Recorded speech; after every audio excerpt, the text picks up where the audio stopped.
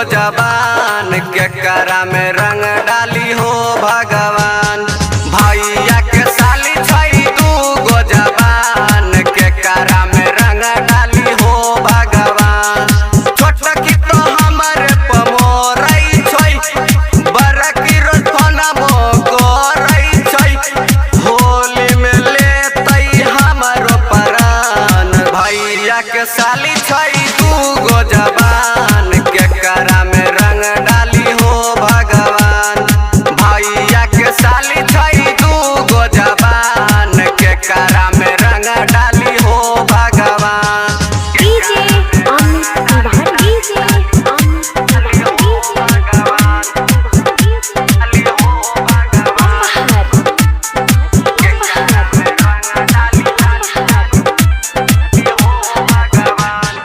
पहिले तपू जब संग में कसम ले लियई खाई हो पीछे पड़ल छई भैया के साली उनो बताई द उपाय हो। उनो बताई द उपाय हो। उनो बताई द उपाय हो। पहिले तपू जब संग में कसम ले लियई खाई हो पीछे पड़ल छई भैया के साली कुनो बताई द उपाय हो।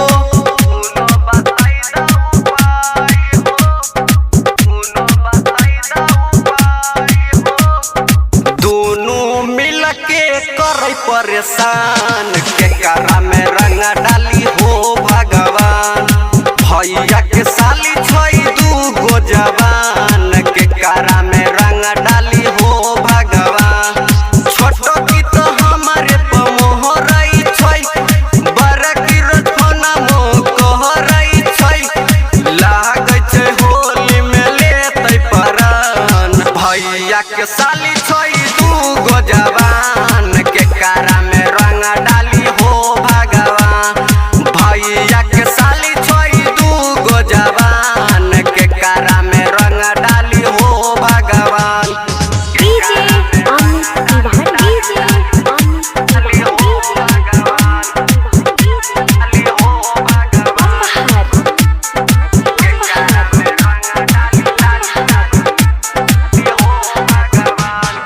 के करा करियई महना के कर रंगियई गान। जब से चढ़लई फागुन महीना उनको रई छै खूबे बबाल। उनको रई छै खूबे बबाल। उनको रई छै खूबे बबाल। के करा करियई महना के कर रंगियई गान।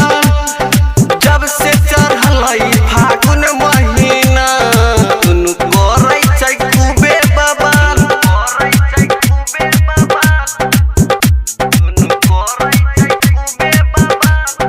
कहै छ सन तो सयर संतलाल के करा में रंग डाली हो भगवान। भैया के साली छई दू गो जबान के करा में रंग डाली हो भगवान। छोट की तो हमारे पमोरई छई बड़ा की रोज फोना मो करई छई होली में लेतई हमारो परान। भैया के साली छई दू गो जबान के करा